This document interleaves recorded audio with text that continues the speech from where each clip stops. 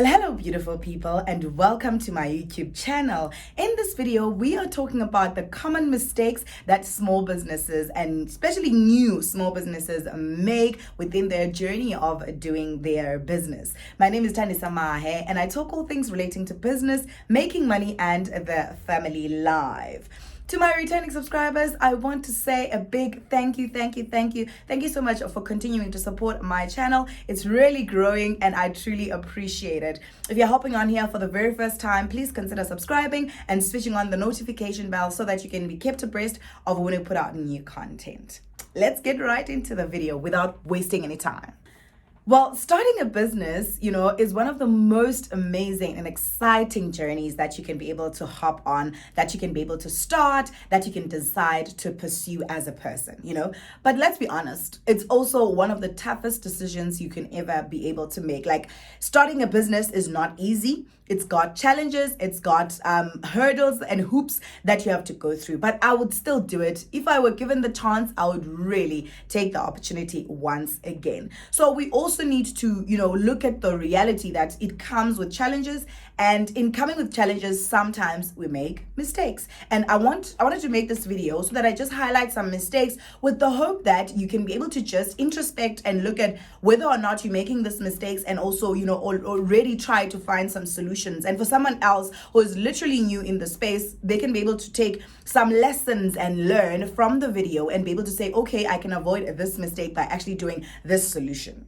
And if you're asking yourself, why talk about mistakes, Thandi? Why talk about mistakes? Well, mistakes and failures are part of the process of life and also the journey of business. So we can't hide from them. We can't pretend that they don't exist. We can't have amnesia around the fact that we make mistakes. The greatest entrepreneurs in the world over, they've made a lot of mistakes. It's part of the process. It's part of the growth process. It's part of the learning process. It's part of the development process. It comes with making some mistakes. So if we discuss them and we talk about them, we are kind of helping those who are coming into the space to save them time, money, resources, and a lot of headaches. And, for them not to make the same mistakes that were made by others. In discussing them, we're trying to say, hey, note these things and try to prevent them from happening. You will still have your own mistakes that you're probably going to make, but they don't have to be the same ones that a lot of business people have gone through. If you've made a mistake in business, please drop it in the comment section and tell me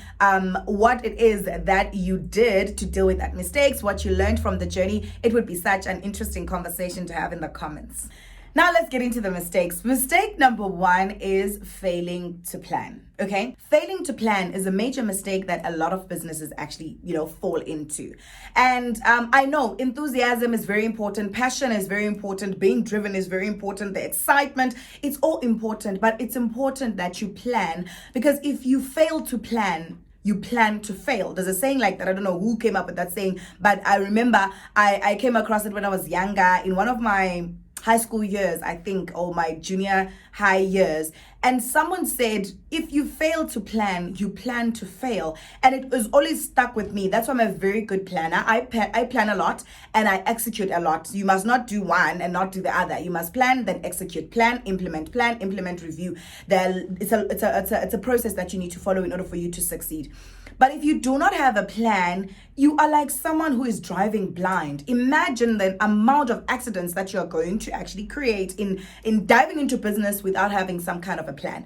It does not have to be a perfect plan. It does not have to be a finely tuned plan, but there needs to be some kind of a plan. Even if you just do a business model canvas, do a business model canvas. I have a video somewhere on my channel that is talking about a business model canvas. Use that approach. It's like a literal one page, but at least it kind of helps you to structure the idea that you have, how you're going to be executing, who do you need on board, what do you need, what resources do you have, what resources do you need to add. It kind of gives structure to the idea that you have and the plan, or the dream that you have, that you want to achieve. At least it guides you. It's like a roadmap, Also, you can create a business plan from the business model canvas then to give it more information, to give it a bit of edge, to bulk it, so that at least you unpack each of the sections and the areas even more, so that when it comes to a time to execute, it's so much easier than when you are just driving into it without having any form of plan.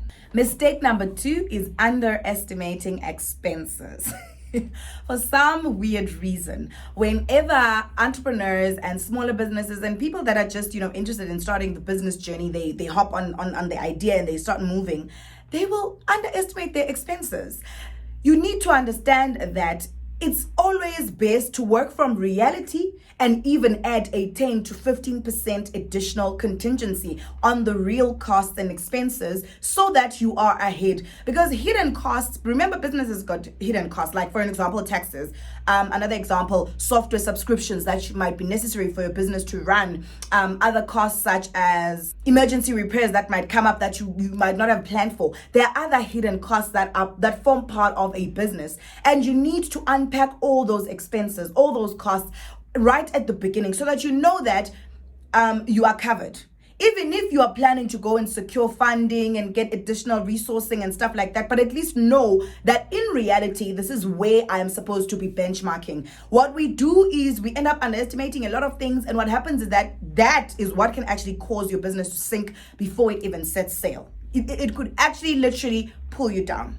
So the best thing to do is to work with a realistic budget, work with realistic expenses, and try to even add slight additional amount on that.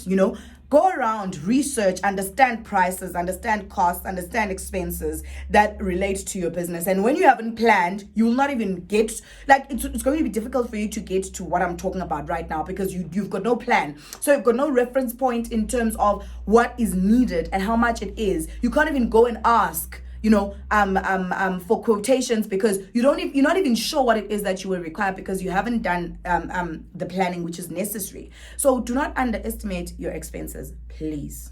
Mistake number 3 is neglecting marketing.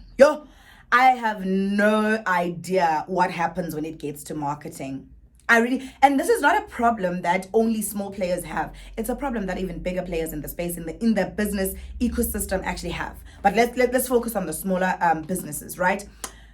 When you neglect marketing, you are essentially saying, I have the best solution. Remember, when you're starting a business, right? You need to identify a problem in the market. You need to find out how you can be able to resolve that problem, package a solution, and that's what you're selling. If you want a successful business, that's more or less the system that you have to follow, right?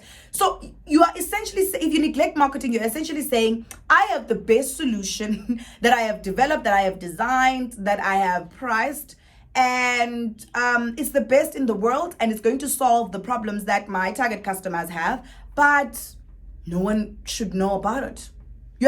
When you neglect marketing, you're literally saying, I have the best product, I have the best service, I have the best solution, but no one needs to know about it. How are you going to make money?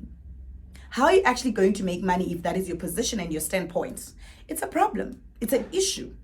You cannot do that. You need to prioritize marketing. I always say, just use the low-hanging fruits. There's social media, there's word of mouth, there's referrals, there is cheaper marketing. You don't have to have a huge budget of marketing, but invest in marketing while you are starting out, while you're small, because the more you engage and understand the importance of marketing from the onset in your business, is the more benefit you're going to see. You're going to reap much more results. Just find a marketing strategy that is going to work for your own business, even for your own budget. But do not neglect marketing and be like, okay, that's the last thing that I want to take care of. Why and how? Mistake number 4, which I am also guilty of at some point, is doing everything yourself. We tell ourselves we're starting this business and I know how to do everything. I'll catch all the hats. I'm going to wear all the hats. I'll do accounting. I'll do the finances. I'll do the marketing. I'll do the actual operations. I'll do the planning. I'll do the visioning. Everything. This is a great mistake. This is a trap.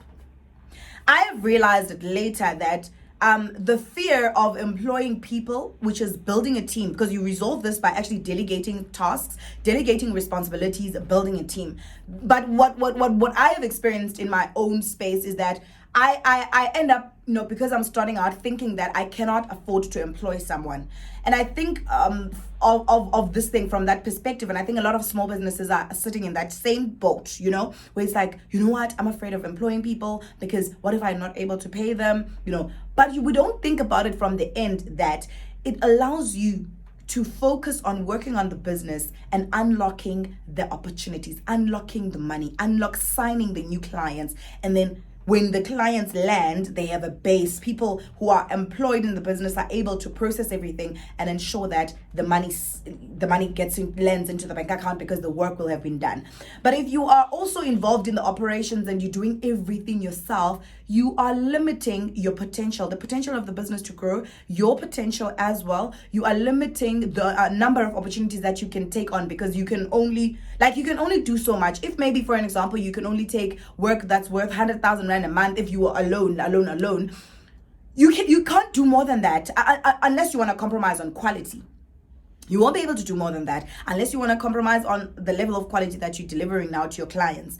So think about it as in when you bring more people into the business, you are actually saying, I want to do this 100,000 to double it, to triple it, to quadruple it, Think about it from that angle. And also there are so many different options that, for instance, I'm exploring a lot more on that. Collaborations, partnerships, outsourcing. Those are the ways that you can also, tap into if you are not ready to take like full on teams that are going to help you move your business forward. So I think it's important that we do not make that mistake of taking everything and doing it ourselves alone in the business. We are holding back the potential of the business to grow. We are holding back the multiplication, the exponential growth of the business, because the people that are going to come in are going to ensure that like literally, I was actually talking to my sister about this and saying, she's in the accounting space, and I was saying that, you know what, with one person that you employ, how many contracts and accounts can you be able to execute there?